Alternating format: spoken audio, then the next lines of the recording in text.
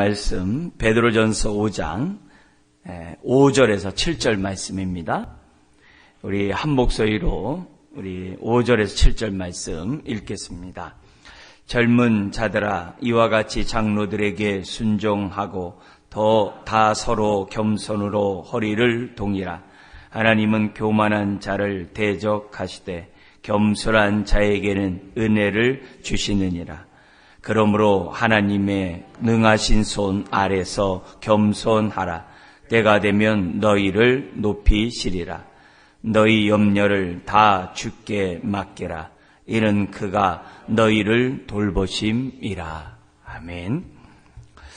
지금 5장에 들어와서는 1절에서부터 11절까지 우리가 고난 중에 그리고 하나님 말씀에 순종하면서 살아가야 되는 것이 저와 여러분 아닙니까? 그런 가운데 1절에서부터 7절까지는 자기 위치를 지키면서 장로는 장로대로 주님을 본을 따라 이렇게 양머리를 섬겨야 되고, 그래서 위임받았다는 그런 표현을 쓰지 않습니까?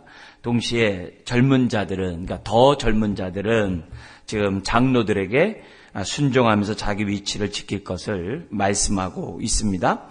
그러면서 이런 삶을 사는 게 쉽지 않죠. 그런데 이런 삶의 배후에 8절에서부터 9절까지는 어둠의 영인 원수사탄 마귀가 있다는 거예요. 이 모든 이 고난의 그 배후에 이 마귀의 세력이 다 도사리고 있다는 거죠. 왜냐면은 이 베드로 자신이 다 버릴전정 저는 주님을 안 버립니다 하면서 누구보다도 아주 진짜 호언장담이니까 그건 진심이거든요. 진심인데 우리 예수님이 뭐라 그래요? 지금 사단이 밀까 그러던 너 지금 하고 있다. 그러나 네가 정말 돌이켜서 정말 양머리들을 이제 나를 따를 것을, 나는 정말 믿음에 굳게 서서 어렵고 힘든 사람을 네가 도와주는 그런 사역을 날 하기를 나는 기도한다. 주님이 그러셨거든요. 그러니까 이런 걸 볼 때 항상 배후에는 어둠의 영의 세력이 있다는 거예요. 근데 우리의 신앙은 여기까지 가면 안 돼요. 10절에서 11절까지 더 나가야 돼요. 그게 뭐예요? 또 그 배후에는 또 누가 계시는 거예요? 하나님이 계시다. 하나님이 계시다. 이거 여기까지 우리가 가야 우리들이 신앙 생활을 온전히 해서, 특별히 뭐예요?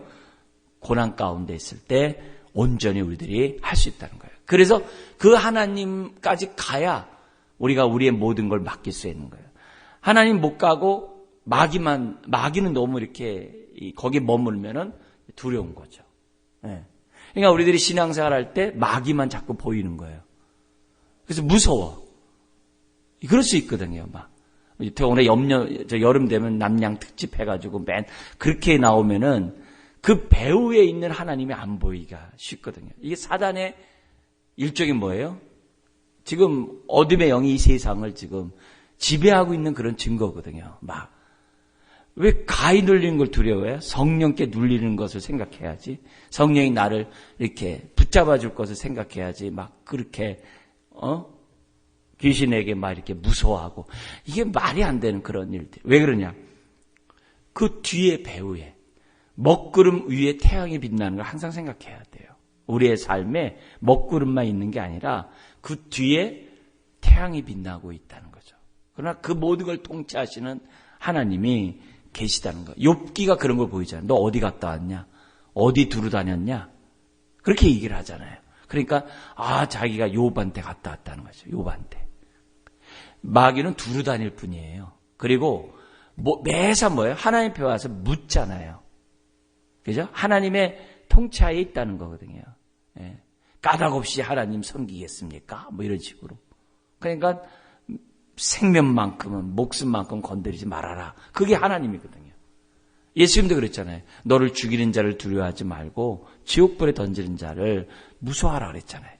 그러니까 핍박으로 순교로 죽을 수는 있죠. 근데 그 뒤에 계신 하나님. 이게 그래서 우리가 이 신앙생활하면서 계속 지금 해오면서 우리가 고난의 때에 우리가 오합지졸이 아니라 자기 위치를 지키면서 그리스도의 몸을 세워나가는 기쁨과 은사 속에서 하는 그런 싸움을 해야지. 그렇지 않으면은 그 뒤에 있는 마귀에게 내가 농락당하는 그런 모습이다. 그러나 하나님이 우리를 붙잡아준다. 이렇게 구조가 돼 있어요. 그래서 오늘 이 젊은에 대한 얘기를 우리가 이제 보는데, 젊을 때에서 우리가 그냥 젊다고만 생각하지 말고 지금 뭐냐면 장로 외의 사람들은 다 이렇게 젊다라고 생각하는 게 이제 우리가 옳죠. 자, 그러면서 이 고날 때 어떻게 해야 되느냐? 이와 같이 이렇게 돼 있어요. 이와 같이. 장로들에게 순종하고. 이제 첫 번째는 순종하되 이와 같이. 지금 장로들이 이렇게 하나님의 말씀에 하나님의 뜻에 따라 영광의 주 정말 다시 오신 목자장을 바라보면서 그가 했듯이 정말 우리도 이와 같이 장로들에게 첫째 순종하고, 둘째는 서로 겸손하고, 셋째는 너희 염려를 다 주께 맡겨라. 이렇게 세 가지를 얘기를 합니다. 먼저 이 첫 번째가 뭐냐면 장로들에게 이 순종할 것을 말하고 있는데요. 지금 보면 2장 11절부터 3장 12절이 뭐죠? 우리는 국가에 대해서 지금 뭐냐면 순종하라는 거죠. 우리 지금 아까 이제 처음에 시작할 때 갑자기 이제 이렇게 찬송 부르다가 뭐가 이렇게 좋았냐면 지금 오늘서부터 못 모이게 하잖아요. 그러니까 그게 막 하니까 지금 생각이 막 한편은 속상하지만 그래도 어떻게 돼요? 예배 금지는 안 시켰잖아요. 그래도요. 그죠? 예배 금지는 안 시켰으니까 그나마 또 이렇게 그냥 하나님 앞에 감사하다. 그나마 그래도 교회 다니는 총리라고 해가지고 그래도 거기까지 그래도 하는구나. 그러나 저기 세상에서는 신천지와 우리도 다 교회거든요. 그래서 50%가 넘는다고 이렇게 평가를 내려가지고 이게 다 같이 보는 거니까 얼마나 이 세상이 보는 눈이 정말 어떻게 보면은 너무 얼토당토 않잖아요. 그렇지만 국가에 대해서 그 뭐냐면 따라줘야 되는 것이 우리가 가져야 될 거를 한편의 또 태도잖아요. 그죠? 그래도 예배 금지 안 한 게 또 어디예요? 그러니까 우리 그렇게 생각하고 순복하고 또 우리가 뭐예요? 주인에게, 직장에게, 윗사람에게, 그것도 뭐 까다로운 자에게 순복하라고 그랬잖아요. 그러면 자기 주인인 그 불신자 까다로운 주인에게도 순종하며 교회 장로들에게 순종하는 거는 더 당연한 거 아니냐 이게요. 그 앞에서 또 가정에서도 자기 남편에게 순종하라. 비록 어떻게 돼요? 정말 가부장적인 남편이 할지라도. 그러면 그가 신자가 될 수 있다. 이런 표현을 썼잖아요. 그러니까 우리가 항상 순응하는 그런 마음의 그런 태도.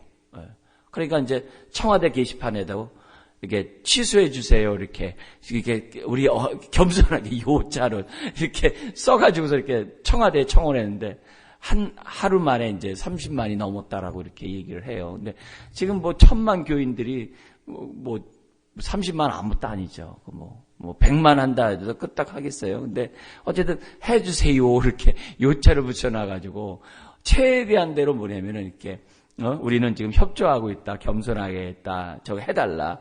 그렇게. 그러니까 그런 모습. 그러니까 너무 이렇게 아주 순진하죠. 그래서 상대 쪽에서 막 이렇게 큰 소리 내는데 우리 한교총이라고 그래가지고 저희 교단 속해 있는 이제 통합측이나 한교총한테 그렇게 하는 게 심히 유감이다. 요 정도로 발표하고 그냥 끝나는 거죠. 이제 어쨌든 그렇게 했다면은 그게 앞에 나온 얘기거든요. 우리도 뭐예요? 더구나 교회 안에서 순종하는 것은 당연한 거 아니냐. 그 얘기예요, 지금. 그냥 우리가 흔히 아는 순종하라. 그렇게 하는 것보다도 우리가 그렇게 살아야 우리를 비방하는 자들로 하나님께 영광 돌리는 거 아니냐. 우리가 최대한대로 또 어떻게 돼요? 협조를 해야죠. 그죠? 협조를 하고 그런 가운데 우리들이 어떻게 돼요? 따라줄 때 부끄럽겠죠, 이제. 이건 뭔가 잘못한 것 같다. 표 떨어지겠네. 이게 아니라, 이게 정말 저 사람들이 잘 했는데, 우리가 너무 무시했구나. 그렇게 한 거에 대해서 부끄러움을 느끼도록 잘 우리가 하고, 그런 확진의 모습이 생겨나지 않도록 해야 되는 거죠. 그래서 제 후배 목사가 방역을 하는데, 지금 뭐냐면, 경기도 같은 데는 마스크 쓰고 설교한다는 거예요.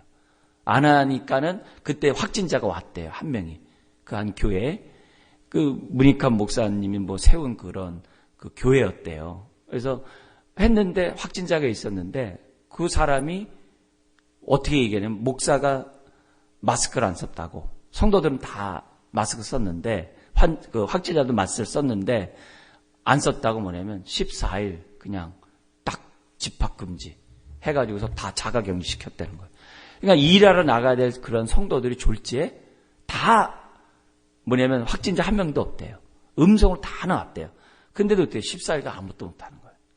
그렇게 한다는 거예요. 그래서 조심해야 된다라고 그 후배 목사가 얘기를 하더라고요. 그러니까 이런 모습 속에서 어쨌든 우리들의 기본적인 것은 우리가 할도리, 순복하는 그런 자세들을 저와 여러분들이 해야 한다는 거예요.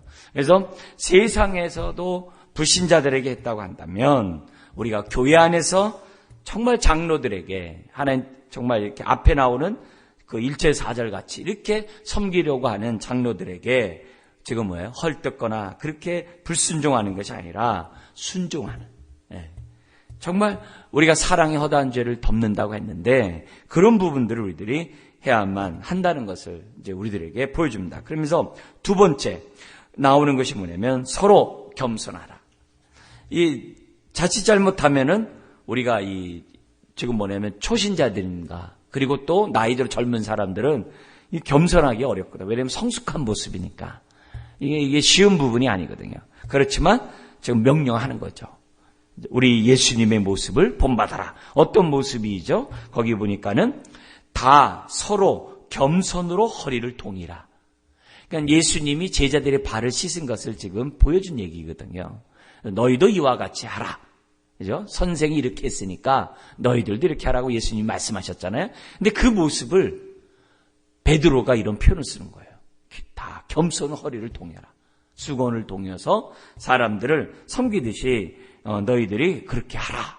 이거는 피차 서로 발을 씻어주라고 하는 그 모습과 같다는 거죠. 그래서 우리 기본적으로 우리들이 이 모습을 우리가 가만히 생각해 보면은 어떻게 행동하느냐. 그러면서 뭐냐면 하나님은 교만한 자를 대적하시되 겸손한 자들에게는 은혜를 주시느니라. 이렇게 겸손한 자에게 은혜가 임한. 사실 하나님의 은혜는 다음이 없죠. 아침마다 다 신선하게 내리죠. 여기서 우리가 새벽 예배를 우리가 하잖아요. 은혜 가운데 오늘 하루를 내가 시작하겠다. 왜? 나를 내 자신이 이길 수 없으니까. 옛사람대로 살아갈 수밖에 없으니까 은혜를 베푸셔서 내가 하나님 뜻대로 살아갈 수 있도록 해달라. 그거거든요. 근데 그 은혜를 받을 수 있는 것은 그릇이거든요. 그 겸손한 마음.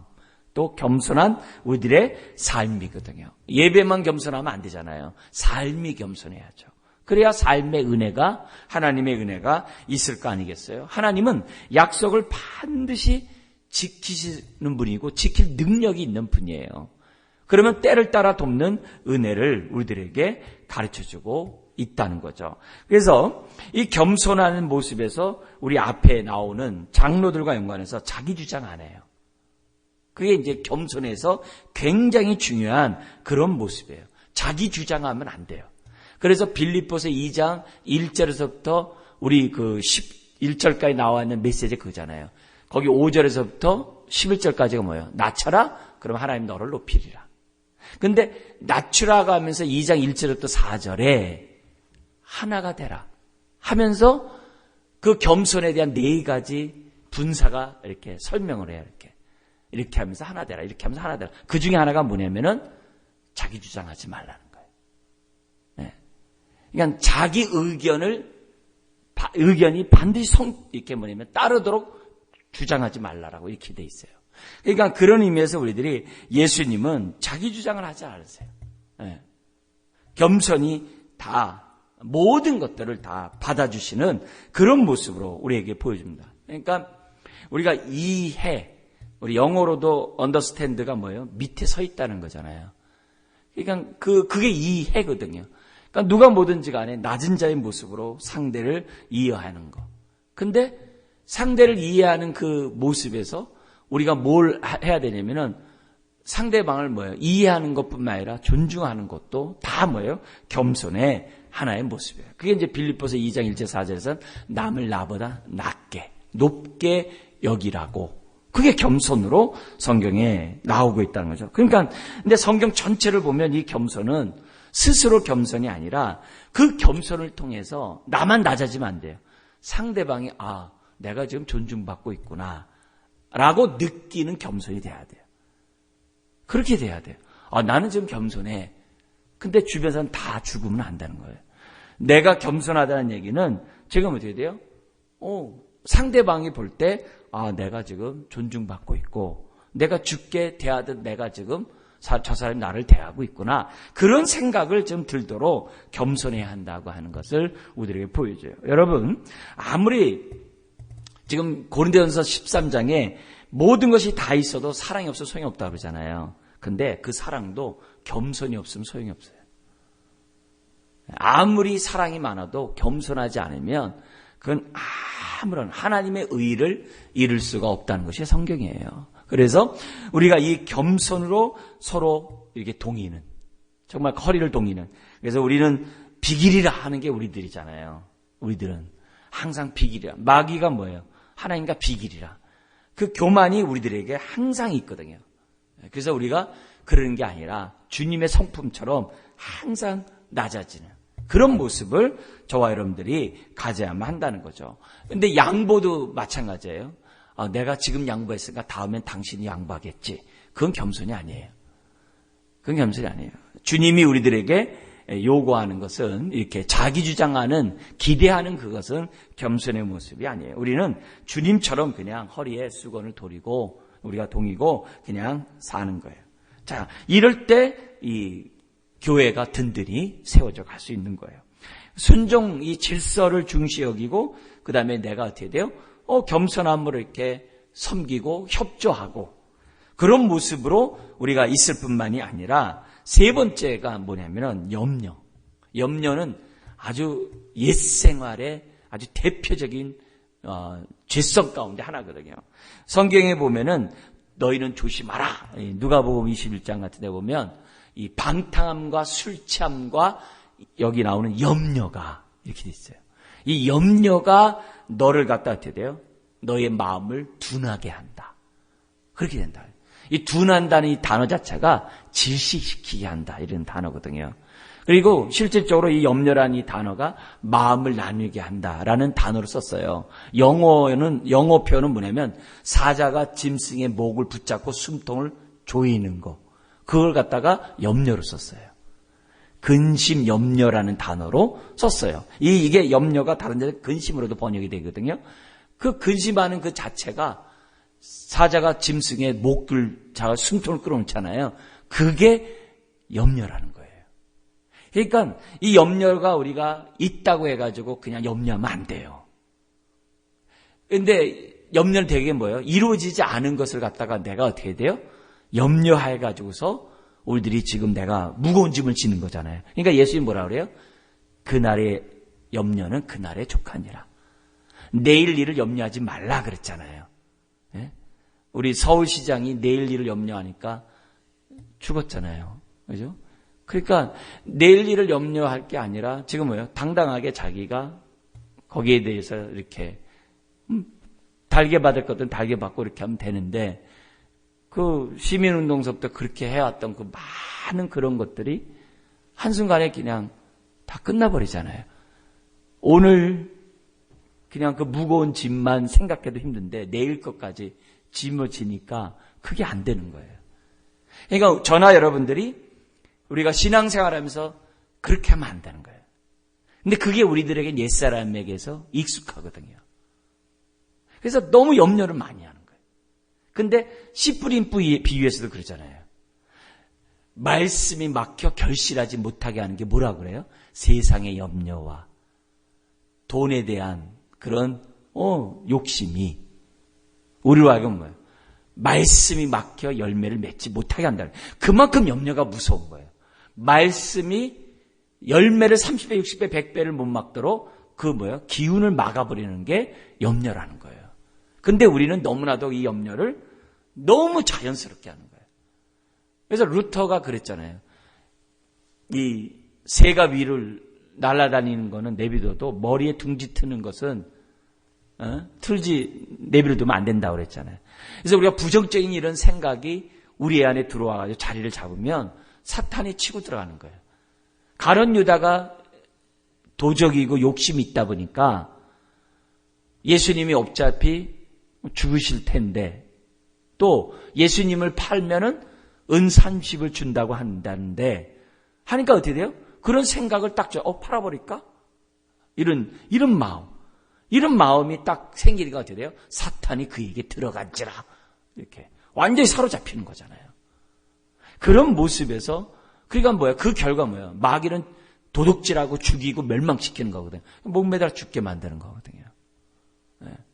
그렇게 얘기하는 거예요. 그러니까 우리들이 그 목매달아 죽게 만드는 이게 이 사탄의 역사잖아요. 지금 이 모든 것에 배후에 사탄이 있는 거잖아요. 그러니까 너무 안타까운 거죠. 그죠? 너무 안타까운 거죠. 가룟 유다도 회개하고 돌이켰다면 하나님이 얼마나 정말 그를 갖다 안아줬겠어요. 우리 예수님께서. 우리 시장도 또 얼마든지 또 만회할 수 있는 그런 삶을 살아갈 수도 있는 여지가 있잖아요. 근데 그 배후에 계신 하나님을 생각을 못하는 거예요. 여러분 오늘 이 말씀을 잘 생각하시고 우리가 사단에게 농락당하지 않도록 밀가루로 깔고 있는 이런 모습 속에서 우리들이 하면 안 되는 거죠. 그래서 우리 예수님이 산상수훈에서도 이 염려 부분을 많은 지면을 차지하면서 얘기하는 거예요. 거기에 염려하는 자들에게 하나님이 저기 새도 먹이는데 너를 못 먹이는 줄 아느냐? 너는 나의 자녀야. 택한 자녀야. 택한 백성이야. 그렇게 생각하라고 그래요. 그러면서 우리 주님이 뭐냐면은 그런 모습에서 너의 삶을 다 맡기래요. 정말 모든 거 하나 머리털 하나도 다 하나님께 세신받은 너희를 아시니까 다 맡기라는 거예요. 오늘 말씀에서도 그게 됐어요. 이는 그가 너희를 돌보심이라. 돌보신다는 거거든요. 우리들에서 생각하신다는 얘기예요. 그러면서 마태복음 그 산상수 하나 더 나가잖아요. 먼저 그의 나라와 그의 의를 구하라. 그러니까 하나님의 뜻에 우리들의 삶을 던지는 삶을 염려 가운데 있다 할지라도 우리 모든 걸 맡기로 끝나는 게 아니라 하나님의 말씀에 따라서 정말 순종함으로 하나님의 나라와 의를 구하는 저와 여러분들이 돼야 한다. 이런 것을 지금 뭐냐면 산상수훈에서도 말씀하고 있거든요.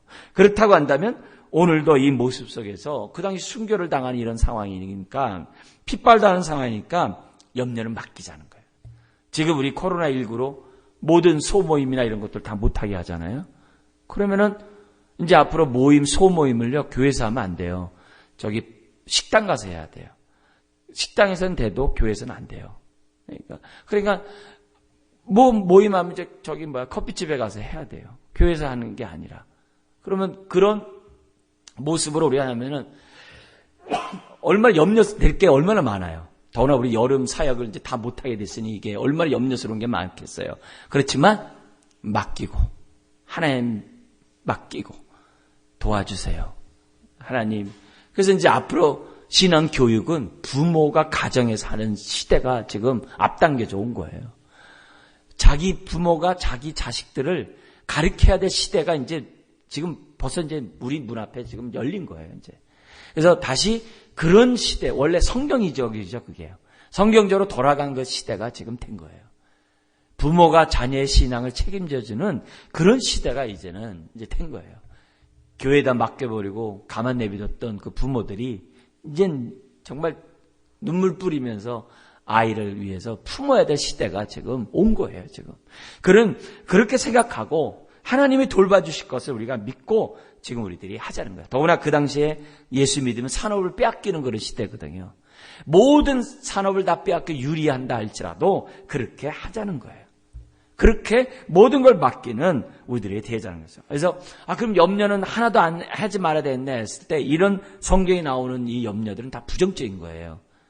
하나님을 믿지 못하고 맡기지 못하고 먼저 그 나라 그 위의 삶을 살지 않는 가운데 나타난 염려예요. 근데 반대 하나님의 뜻대로 하는 염려가 있어요. 고린도후서 11장에 보면은 그 염려는 뭐냐면 생명에 이르도록 내가 어떻게 하면 더 주님을 헌신할까? 내가 어떻게 하면 더 먼저 그 나라 그 일을 살아갈까? 내가 어떻게 하면 내가 겸손의 삶을 살아갔고 순종할 수 있을까? 이 말씀을 응할까?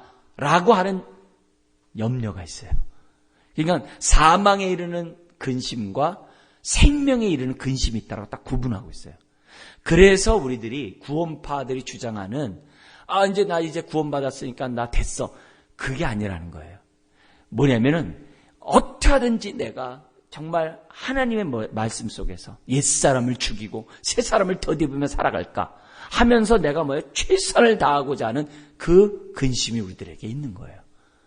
바울의 표현, 로마 7장 표현하면 원하는 바 선을 행치 않고 원치 않는 마악을 행하는구나. 오라 나는 공관저로다. 누가 나를 이 사망의 몸에서 해방하랴 하면서 하는 그 탄식이 생명에 이르는 탄식이 우리들에게 있다는 거예요. 그것을 우리들이 생각하면서 오늘 이 새벽에서도 우리가 하나님께 예배를 드리면서 하나님 그런 탄식을 해야죠. 하나님 그런 염려를 해야죠. 하나님 내가 어떻게 주의 나라를 위해 내가 삶을 드릴 수 있을까요? 그런 근심을 우리들이 해야죠. 그런 모습을 지금 우리들이 신앙생활하면서 정말 오늘 다시 한번 오늘 모습이죠. 거기 나온 것처럼 겸손한 자에게 은혜를 베푸시는 하나님, 염려를 맡기는 자에게 돌보시는 그런 하나님. 이 돌본다는 단어가 다른 데서 관심을 갖다라는 단어거든요. 하나님 우리들에게 이렇게 관심이 있거든요. 부모가 다 관심 있잖아요. 그렇게 우리에게 관심을 가지시는 이런 하나님인 것을 우리가 생각하고 우리는 어떻게 돼요? 우리 할도리를 다 하자. 자기 위치를 지키면서 하나님을 섬기자. 이런 모습. 그래서 고난의 때에 더욱더 말씀에 순종하는 저와 여러분 되시길 주의 이름 축원합니다. 기도하겠습니다. 하나님 아버지, 오늘도 우리들이 정말 장로들에게 순종하듯 기본적으로 우리의 세 사람의 모습이 순종인 것을 다시 한번 생각하게 하여 주옵소서. 주님, 우리가 교만한 자로 살아가는 것이 아니라 겸손함으로 은혜를 누리고 더 겸손함으로 다른 사람을 자유케 하는 섬김의 삶을 살게 하여 주옵소서. 주님 뿐만 아니라 우리의 돌보시는 그런 하나님, 참으로 머리털 하나도 세심받고 덤으로 정말 주는 이 참새 한 마리도 주님이 허락하지 않으면 떨어지지 않는다고 했는데 주의 핏값으로 사심받은 우리를 돌보시는 참으로 그 하나님을 생각하면서 주여 오늘도 믿음으로 살아가는 주의 자녀 백성들 또한 몸된 교회 온 성도들 되게 하여 주옵소서. 믿사오며 예수님의 이름으로 기도드리옵나이다. 아멘.